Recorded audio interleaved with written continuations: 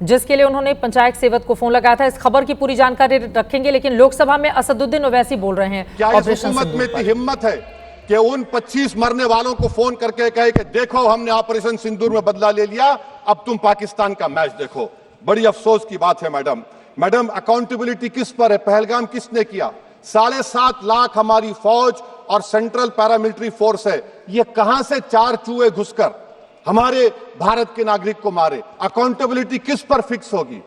LG पर fix होगी तो एलजी को बरतरफ करिए, आईबी पर आती है तो एक्शन लीजिए, पुलिस पर आती है तो एक्शन लीजिए, मगर आप ये समझ रहे हैं कि ऑपरेशन कर दिया और हम खामोश लोग भूल जाएंगे। अकाउंटेबिलिटी फिक्स करना पड़ेगा। मैडम, डिटरेंस आपकी क्या है? आपने सर्जिकल स्ट्राइक किया, आपने बालाकोट किया, फिर ये पहलगाम हुआ, तो आपकी डिटरेंस की पॉलिसी नाकाम साबित हुई। कश्मीर की पॉलिसी नाकाम साबित हुई। 370 हटा दिया आपने एक रियासत को यूटी बना दिया और उसके बावजूद भी दहशतगर्द वहां पर पहुंच गए। तो और अफसोस मुझे इस बात का होता है मैडम कि पाकिस्तान को हम जानते हैं, पाकिस्तान और इजराइल इस पूरी दुनिया में एक फेल्ड स्टेट है और पाकिस्तान के आर्मी चीफ को, जिससे हमारे स्ट्रेटेजिक रिलेशनशिप, इसको अपना दोस्त कहते हैं, उस देश का प्रेसिडेंट उस शख्स को बुलाकर खाना खिलाता है अपने साथ जिसके भाषण से हमारे लोग मारे गए थे। तो क्या आपकी खारजा पॉलिसी कामयाब हुई? आप देख लीजिए। अच्छा, हमारे देश में एक ऐसी तंजीम है जिसका वजूद नफरत की बुनियाद पर और मजहबी अज़वियत को फैलाने के लिए बनाया गया। उनको तकलीफ है सेकुलरिज्म से, सोशलिज्म से, मगर हमारे संविधान के प्रियम्बल में लफ्ज सॉवरेन है। सॉवरेन का मतलब यह है कि हम खुद मुख्तार हैं, हम हाकिम आला हैं, हम अपने मुल्क के मुकद्दर का फैसला करेंगे। एक गोरा व्हाइट हाउस में बैठकर भारत की सीजफायर का ऐलान करेगा? यह आपका नेशनलिज्म है। अफसोस होता है मुझे सर। मैडम, मैं आपसे पूछना चाह रहा हूं कि अगर एक चचा सैम ऐलान कर रहे हैं तो हमारी फौज पर क्या असर पड़ा होगा? हमारे उन पायलटों पर क्या असर पड़ेगा जो नहीं मालूम कितनी ऊपर आसमानों पर भारत की हिफाजत कर रहे हैं? वो नेवी का सिपाही जो समंदर में खड़ा हुआ है, उसको यह नहीं मालूम हो रहा है कि मेरा प्रधानमंत्री ऐलान नहीं किया, एक गोरे ने ऐलान किया। बड़ा ये आपके कैसा होगा ये? मैडम, मेरा सवाल हुकूमत से यह भी है कि हम कोई एडवर्सेरियल कंट्री नहीं है अमेरिका के लिए, हम दोस्त हैं, स्ट्रेटेजिक रिलेशनशिप है। क्या क्या एग्रीमेंट हमने साइन नहीं किया, तो क्या ये दोस्ती निभा रहे हैं? मैडम, मैं हिस्टोरिकल एग्जांपल दे रहा हूं। क्रुश्चेव और टीटो, क्रुश्चेव ने दबाव डाला, टीटो ने कहा मैं नहीं मानता, मैं नैम ज्वाइन करूंगा। मैडम, फ्रांस और यूएसए, डिगोल को जब यूएसए ने दबाव डाला तो डिगोल ने कहा कि तुम दोस्त हो मगर हमारी खारिजा पॉलिसी आजाद ना है। मैडम, वहीं पर आप देखिए गुजराल साहब, जिसको कहते सबसे कमजोर थे, वजीर आजम थे, उन्होंने बहादुरी का मजारा है कि रिफूलिंग करने नहीं दिया। वियतनाम 20 साल यूएसए लड़ा मगर झुका नहीं, और हम उनको बोल भी नहीं पा रहे। हम तो कोई दुश्मन मुल्क तो नहीं है अमेरिका के, ये आपको समझने की जरूरत है। और मैडम, यहां पर वजीर खारजा ने कहा वो चीन गए, डिप्टी चीफ ऑफ स्टाफ ने कहा कि चीन के इक्विपमेंट एक लाइव लैब था हमारे उनके लिए। क्या आपने कहा चीन को कि तुमने क्यों दिया पाकिस्तान को हथियार? आप नहीं कहे। और मैडम, आप जानते हैं कि रक्षा मंत्री ने कहा कि स्विफ्ट एंड प्रोपोर्शनेट। तो फिर जो इंडोनेशिया मिलिट्री अटैचे ने कहा कि हमको कहा गया मत मारो, हम सेल्फ डिफेंस में भी नहीं मार सकते थे पाकिस्तान को। और अगर आप ट्रंप के बयान को गलत कह रहे हैं कि 5 एयरक्राफ्ट नहीं गिरे, मैं यकीन करता हूं आपकी बात का।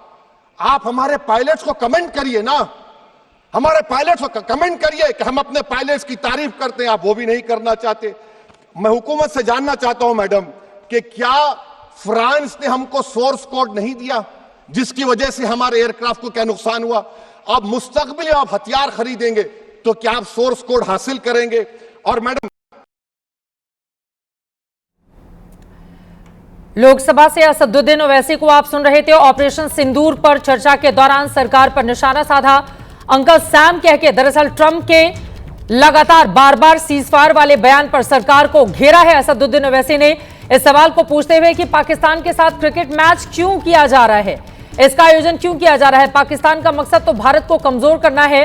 ऑपरेशन सिंदूर पर बड़ा बयान असदुद्दीन ओवैसी का सामने आया है। पहलगाम हमले का जिम्मेदार कौन है, यह सवाल वो पूछ रहे हैं और साथ ही ये भी पूछ रहे हैं पाकिस्तान के साथ क्रिकेट मैच का आयोजन क्यों किया जाएगा? हमारी सेना ने पाकिस्तान को बहादुरी से जवाब दिया, लेकिन जब क्रिकेट की बात होती है तो यकीनन सवाल पूछे जाते हैं कि क्या हमने पूरा बदला ले लिया है? जो हमारे नागरिक मारे गए थे उनका जवाबदेही किसी ना किसी की तय करनी होगी, और जवाबदेही को लेकर उन्होंने बाकायदा एलजी से लेकर आईबी और सबका जिक्र करते हुए यहां पर निशाना साधा। सरकार की कश्मीर पॉलिसी नाकाम है, यह भी बोल रहे हैं असदुद्दीन ओवैसी। एक बार फिर से सुनते हैं।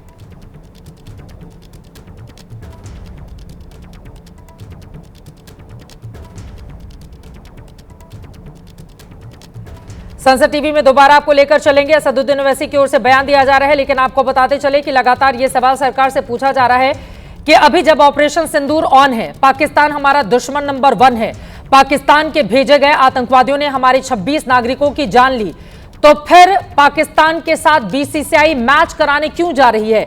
इस मुद्दे को भी असदुद्दीन ओवैसी की ओर से लोकसभा के भीतर उठाया गया है और भी तमाम मुद्दों के जरिए सरकार को घेरा जा रहा है। आपने सुना, ओवैसी ने अभी पाकिस्तान के साथ क्रिकेट मैच खेलने को लेकर सवाल उठाए हैं।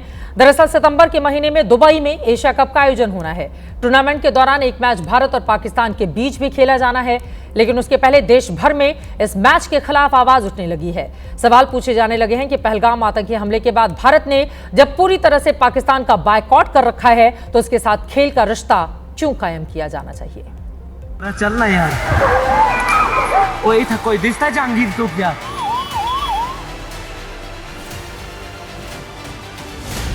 क्या 22 अप्रैल को हुए पहलगाम आतंकी हमले को भारत भुला देगा?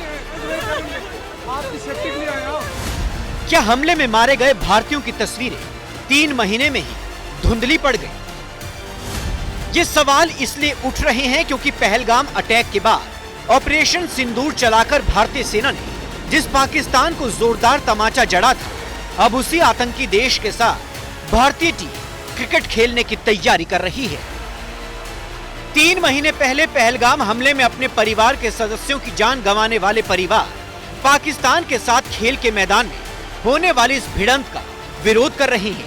आतंकी हमले में मारे गए कानपुर के शुभम द्विवेदी के परिवार ने पूरे देश से भारत पाकिस्तान के बीच होने वाले मैच का बहिष्कार करने की अपील की है। पूरी तरीके से इंडिया पाकिस्तान का ये जो मैच है इसको बॉयकॉट करूंगी। हम 26 फैमिली जो झेल रहे हैं अपने 3 महीने में आप भूल गए। यहाँ 26 लोग एक टेरर अटैक में मार दिए गए हैं और आप उसी देश के साथ एक गेम खेलने के लिए अग्री कर रहे हैं। एक बार फिर से संसद टीवी का रुख कर लेते हैं। असदुद्दीन ओवैसी अपनी बातें आगे बढ़ा रहे हैं। कि तुमने क्यों दिया पाकिस्तान को हथियार, आप नहीं कहे।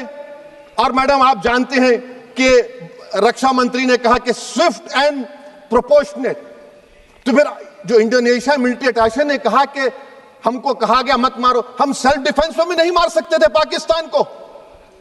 और अगर आप ट्रंप के बयान को गलत कह रहे हैं कि 5 एयरक्राफ्ट नहीं गिरे, मैं यकीन करता हूं आपकी बात का। आप हमारे पायलट्स को कमेंट करिए ना, हमारे पायलट्स को कमेंट करिए कि हम अपने पायलट्स की तारीफ करते हैं, आप वो भी नहीं करना चाहते। मैं हुकूमत से जानना चाहता हूं मैडम कि क्या फ्रांस ने हमको सोर्स कोड नहीं दिया जिसकी वजह से हमारे एयरक्राफ्ट को क्या नुकसान हुआ? अब मुस्तकबिल में आप हथियार खरीदेंगे तो क्या आप सोर्स कोड हासिल करेंगे? और मैडम मैं आपको बताना चाह रहा हूं, मेरे सवाल का जवाब हुकूमत दे। हमारे पास सैंक्शन जो स्क्वाड्रन है 42 है, 60 साल के बाद सिर्फ 29 काम कर रहे हैं। पाकिस्तान के पास 25 हैं, चीन के पास 50 से ज्यादा हैं। 11 साल से आप सरकार में हैं, सबमरीन नहीं है, 3rd एयरक्राफ्ट कैरियर कहां पर है आप बताइए। और मैडम FATF में लाना पड़ेगा आपको। अगर आप विश्व गुरु हैं तो हम आपको चैलेंज कर रहे हैं, आप G7 के कंट्रीज को, GCC को और चचा सैम को राजी कराइए कि पाकिस्तान को, मैडम खत्म कर रहा हूं, FATF में दोबारा लाया जाए। मैडम ऑल पार्टी मीटिंग हुई, देखिए कितना कॉन्ट्रडिक्शन है केंद्र सरकार में और स्टेट सरकार में। ऑल पार्टी मीटिंग में मैं था, केंद्र सरकार ने कहा कि नहीं, बैसारन मिडोस पर तो कोई जा ही नहीं सकता, जून से पहले इजाजत लेना पड़ेगा। बाद में हमको मालूम हुआ कि साल भर खुला रहता मिडोस सिवाय बारिश और स्नो के। ये कॉन्ट्रडिक्शन है केंद्र सरकार में। वहां पे मैं हुकूमत से मुतालबा करता हूं मैडम आपके जरिए से कि कौमी सिक्योरिटी को, नेशनल सिक्योरिटी को, खारिजा पॉलिसी को, फॉरेन पॉलिसी को राजनीति का मुद्दा मत बनाइए, राजनीति का मुद्दा मत बनाइए। ये हमारे मुल्क में मुफाद होगा, हमारे मुल्क के इत्तेहाद और एकजुटती को आप एक वोट का जरिया मत बनाइए।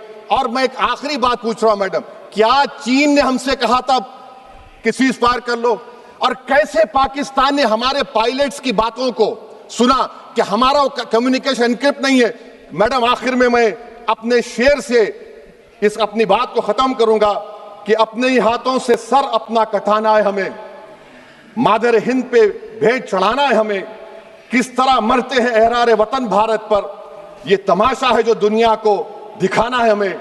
ये मैं भारत की उस बहादुर फौज के नाम पे करता हूं, मुसल्ह फौज के नाम पे करता हूं। ये शेर कहने वाला कोई बीजेपी का नहीं था, ये शेर कहने वाले का नाम शेर था, शहीद अशफाकुल्लाह। मैं फिर से हुकूमत से कह रहा हूं, पाकिस्तान टेररिज्म करेगा, आप तैयार हो जाइए।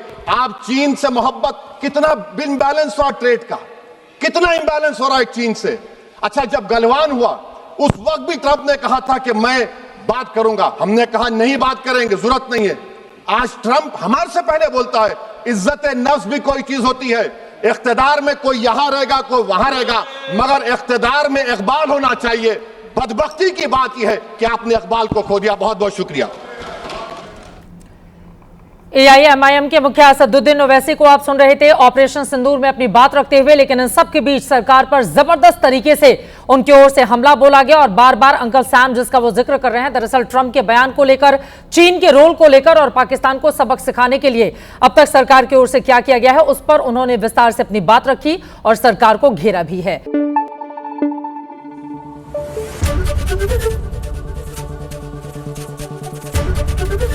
ABP न्यूज आपको रखे आगे।